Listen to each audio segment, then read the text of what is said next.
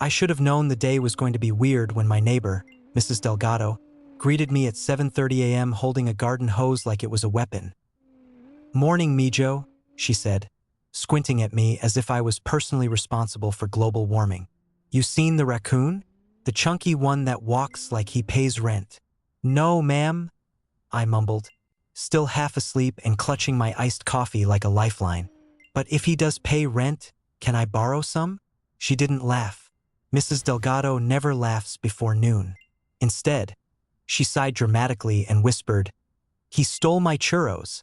And honestly, I understood her anger. Churros are sacred that I waved goodbye and continued down the hallway of our apartment building, which always smelled faintly like microwaved burritos and regret.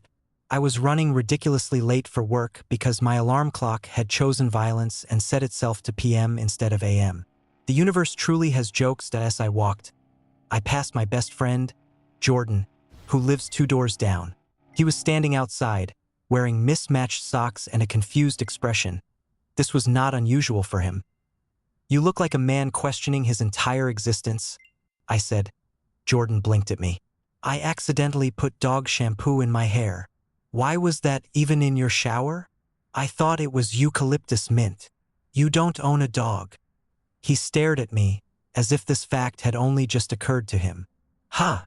I patted him on the shoulder because what else do you do for a man who has just realized he's been washing his hair with flea prevention formula? "You're gonna be fine, buddy." He sighed, resigned. "I smell like medical peppermint. I mean, it could be worse." He raised one eyebrow. "Name one thing." "Smelling like wet dog." He conceded. "Fair."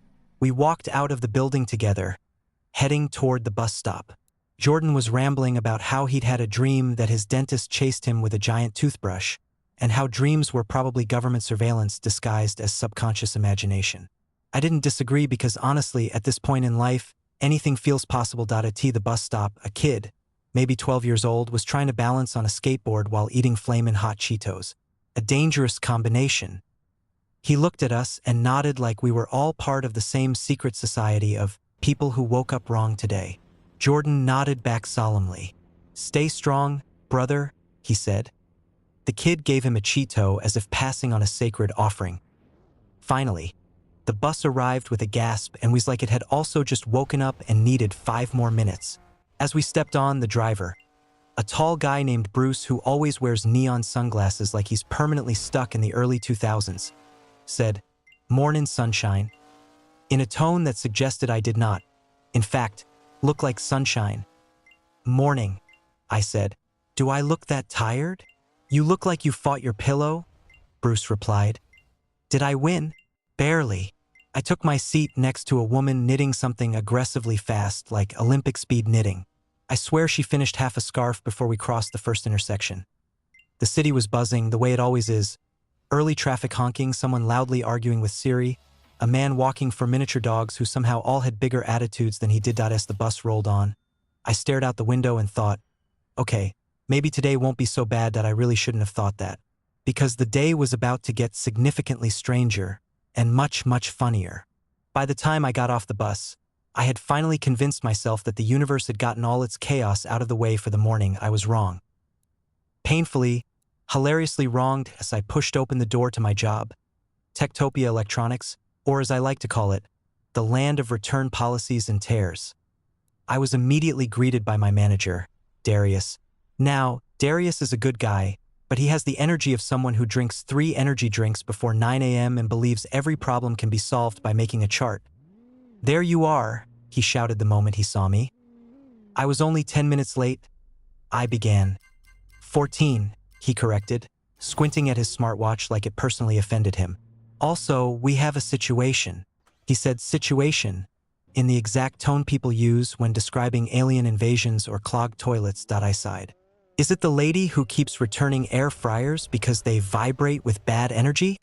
"No," Darius said, rubbing his temples. "Worse. Much worse." That was when I noticed the source of today's growing headache.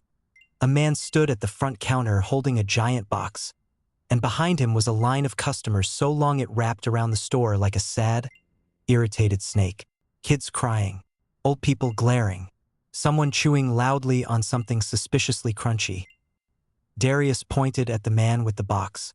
He claims the item we sold him is, and I quote, possessed. I blinked.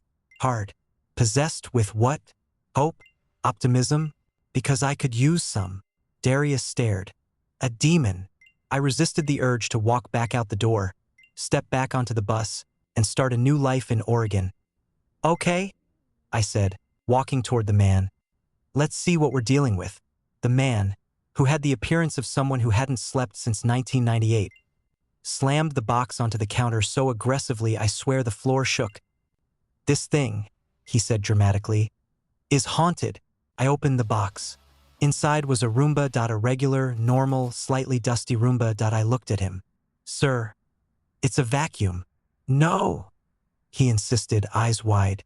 Last night it turned on by itself at 3 a.m. and whispered at me. I paused. The Roomba whispered at you? Yes, he said, offended that I even questioned it. It said my name. Your name. Gregory. I closed the box gently. Sir, I don't think the Roomba said Gregory. It did, he insisted. And then it charged at me. At this point a woman behind him muttered, Bro, you got attacked by a vacuum. But Gregory was not deterred. I want a refund. And an exorcism. I glanced at Darius, who shrugged helplessly. He won't leave unless someone investigates it. Fantastic. I was now a paranormal vacuum inspector. I plugged the Roomba in. It beeped. Gregory jumped 3 feet back. See? It's possessed. Sir, I said calmly. That was the power on beep. The Roomba moved slightly to the left. Gregory shrieked like it was lunging for his soul. It's literally doing its job, I said. This is what it's designed to do. No, he whispered dramatically. It's alive. Before I could respond, Jordan burst into the store, hair still smelling faintly like eucalyptus dog shampoo, panting like he just ran a marathon. Dude, he gasped, your neighbor's looking for you. Mrs. Delgado? I asked. Already. She's convinced the raccoon hacked your Wi-Fi. What does that even mean? I don't know, he said, but she's holding jumper cables. I closed my eyes, took a deep breath, practiced inner peace. Failed. Before I could process any of this, the Roomba, which I swear had been still, suddenly turned, circled, and gently bumped against my shoe like a needy pet. Gregory screamed. It's choosing a new host. At that exact moment, the PA system malfunctioned and crackled loudly overhead, making it sound like the store was about to announce the arrival of Satan himself. Half the line of customers gasped. The other half pulled out their phones to record. Darius whispered urgently, Fix this, please. I'm begging you. Of course I would be the chosen one for this nonsense. I crouched down in front of the Roomba like I was performing a negotiation. Okay, little buddy, I whispered. Can you please behave for 5 minutes? I am begging you. It beeped again. Gregory sprinted out of the store like he was being chased by angry spirits. The entire line burst into applause. Even Darius clapped, and I stood up, dusted off my knees, and said, with the seriousness of a man who had officially given up, So who's next? After the Roomba exorcism incident, I thought the universe would give me a break, at a moment of peace. A breath point, one single minute where I wasn't being chased by possessed appliances, raccoon conspiracies, or panicking customers. Nope. Not even 5 minutes later, chaos walked through the front doors, literally, because Mrs. Delgado burst into Techtopia like she was storming a castle. Mijo, she yelled. I froze like a kid whose mom just caught him drawing on the walls. Jordan froze too, even though, technically she wasn't yelling at him, but the fear was contagious. She marched toward me, holding something behind her back like a weapon. Darius peeked out from behind a display of wireless speakers like a nervous meerkat. Mrs. Delgado, hi, I said. Everything okay? No, nothing is okay, she said dramatically. That raccoon is a criminal mastermind. He hacked your Wi-Fi. He hacked mine. And now, Mira, he hacked this. She whipped out the object she'd been hiding. It was her smart toaster. A toaster. Wrapped in duct tape. I don't know why the duct tape made everything funnier, but it did. It made it feel like the toaster was being held hostage. I blinked.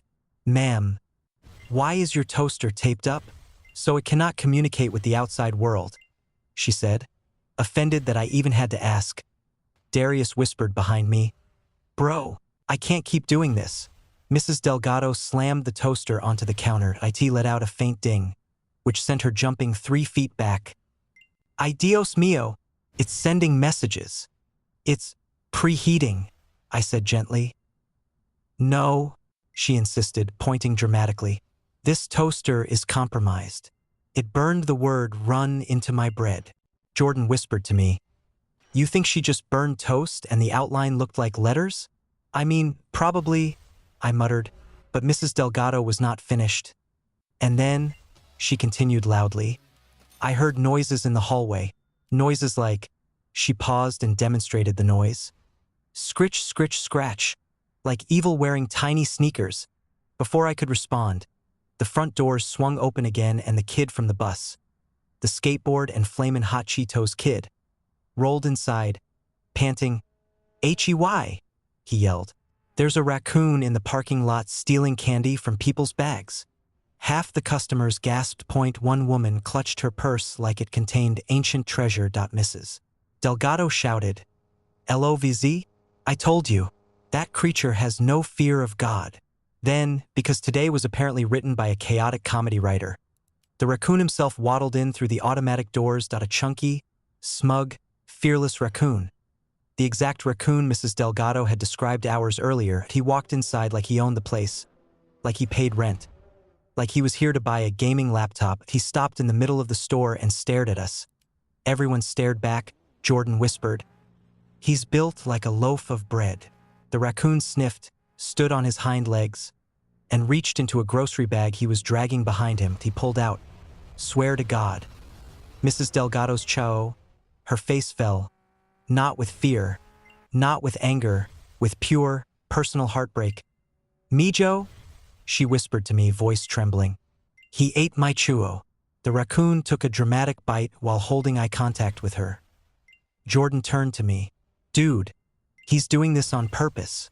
The raccoon then scurried under the TV display wall, disappearing into a maze of cables and boxes, which would have been fine, except the moment he touched the cables. Every TV turned on at once. All 27 screens, bright, loud, blasting random channels. One TV showed cartoons. Another showed a cooking show. One showed a weather alert that wasn't even for our city. One was playing ASMR slime videos for some reason. The smallest screen displayed a dramatic soap opera scene where someone screamed, I can't believe you betrayed me. Mrs. Delgado pointed at the wall. There, proof. He is hacking. Darius covered his face. I can't do this today. The customers were all filming now. Jordan whispered, We're gonna go viral. I sighed, rolled up my sleeves, and crawled under the TV wall like a soldier going into battle. I found the raccoon. He found me. We made eye contact. Hey, buddy, I whispered. Please don't electrocute me.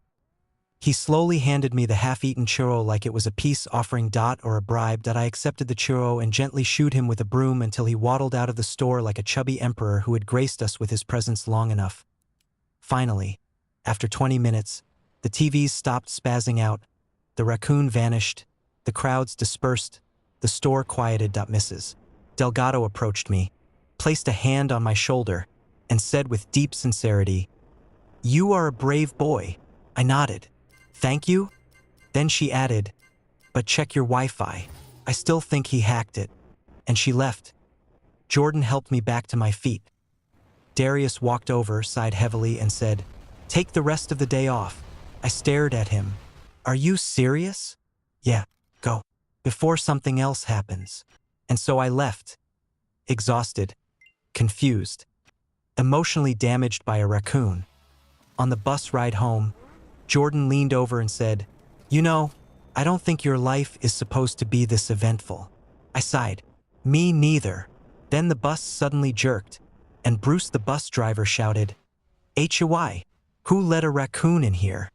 I didn't even react. I just closed my eyes. Because of course,